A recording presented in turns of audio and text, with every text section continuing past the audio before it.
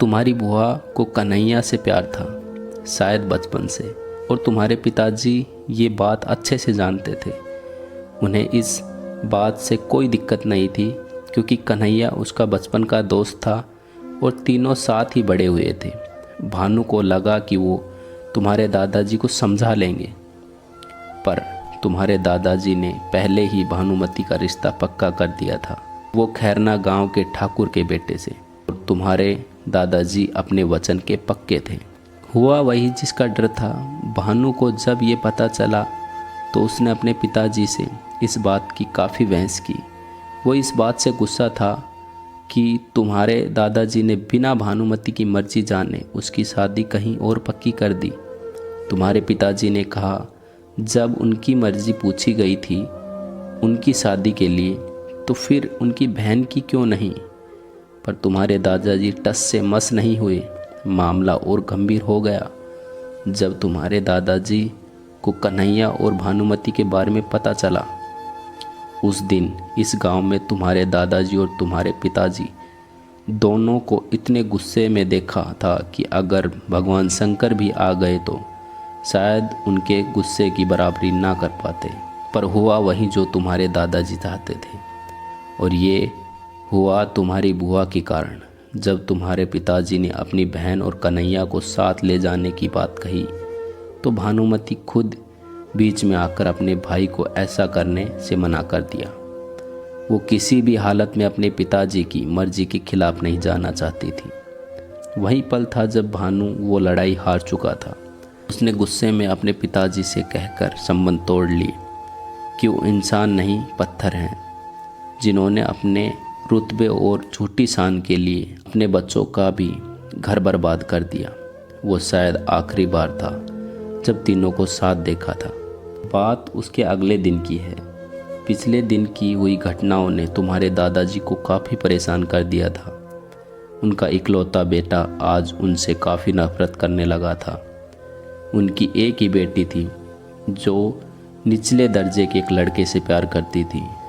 मुझे अच्छे से याद है तुम्हारे दादाजी ने गुस्से में आकर कन्हैया को गोली मारने का मन बना लिया था, पर तुम्हारी बुआ ने उन्हें कसम दी थी कि कभी कन्हैया को देखेंगे भी नहीं, और जब तक तुम्हारे दादाजी जिंदा हैं वो कन्हैया का नाम तक नहीं लेंगे। तुम्हारे दादाजी जैसे भी थे पर अपनी बेटी से बहुत प्यार करते थे। उन्होंने कन्हैया को हवेली में बुलाया और कसम दी कि वो दोबारा मधुरगढ़ ना दिखे। कन्हैया था तो निचली जाति का, पर एक बहुत ही अच्छा इंसान था। इतना कुछ होने के बाद भी तुम्हारे दादाजी के लिए वफादार था। उन्होंने तुम्हारे दादाजी को कसम दी कि जब तक तुम्हारे दादाजी जिंदा हैं वो कभी भी लौटकर इस गांव में नहीं आएंगे। तुम्हारे दादाजी ने कन्हैया को तुरंत गांव छोड़ने के लिए कहा। भानुमति चाहती थी आखिरी बार वो कन्हैया को गांव के बाहर छोड़ने आए। वह कन्हैया के साथ कहीं भाग गई होगी और पिता को यह लगता है बुढ़ाऊ की वजह से हुआ है, तभी वो उनसे नाराज़ है। मैंने सोचा मैं गलत था। नहीं, भानुमति और कन्हैया ये दोनों ही तुम्हारे दादाजी की काफ़ी इज्जत करते थे। वो नहीं भागे तो फिर क्या हुआ, वापस आई। उन्होंने मुझे कुछ पलों के लिए देखा और फिर एक पीड़ा भरी आवाज़ में कहा, सिरेंद्र प्रताप, जिस लड़के से तुम्हारी बुआ की शादी पक्की हुई थी वो भानुमति के जाने के 1 घंटे बाद अपने साथियों के साथ आया और तुम्हारे दादाजी को ये खबर दी कि भानुमति कन्हैया के साथ भाग गई। ये खबर सुनकर तुम्हारे दादाजी को काफ़ी झटका लगा। पहले ही एक लड़का उन्हें छोड़कर जा चुका था और अब भानुमति भी। पर जब ये खबर तुम्हारे पिताजी को पता चली तो वो वापस आए। उन्हें वीरेंद्र बिल्कुल भी पसंद नहीं था और न ही उन्हें उनकी बातों पे यकीन था। तुम्हारे पिताजी समझते थे कि अगर भानुमति और कन्हैया को भागना ही होता तो वे उन्हीं के साथ चले आते। तुम्हारे दादाजी कोई भी प्रतिक्रिया देने की हालात में नहीं थे। भानुमति के जाने के बाद वो जैसे टूट से गए थे। भानु ने सारी जिम्मेदारी अपने ऊपर ले ली। उसने अपना पूरा समय अपनी बहन को ढूंढने में लगा दिया। हफ्तों की मेहनत के बाद इंदर का ही एक आदमी तुम्हारे पिताजी के पास आया।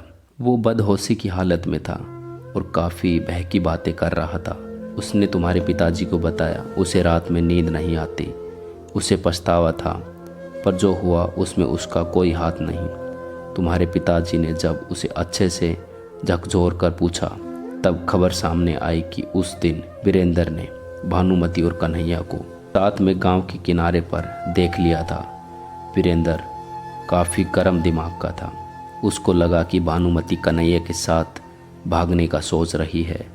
उसने उन दोनों को वहीं मार दिया, पर उसके तुरंत बाद जब उसका दिमाग शांत हुआ तो उसे अपनी करनी का दृश्य दिखा। अपनी जान बचाने के लिए उसे कन्हैया को गंगा में तेज भाव में फेंक दिया और भानुमति के शरीर को अपने ही नलकूप में दफना दिया, पर उसे भी सज़ा मिली।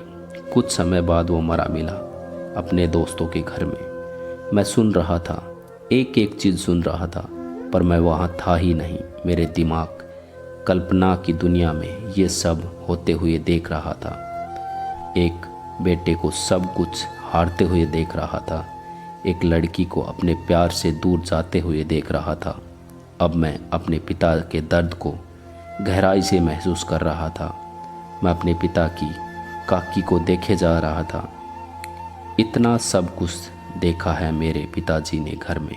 बस रुद्र, काकी ने आगे कहा, तुम्हारे पिताजी ने जब वो नलकूप खुदवाया पूरा पहर अपनी प्यारी सी मर्त भानुमति के आधे गले शरीर को अपने सीने से लगाकर रोते रहे। तुम्हारे दादाजी को तो जैसे लकवा मार गया था, पर उस दिन जो इस गांव में भानु प्रताप को जैसे बदलते देखा, ऐसा बदलाव फिर कभी नहीं आया।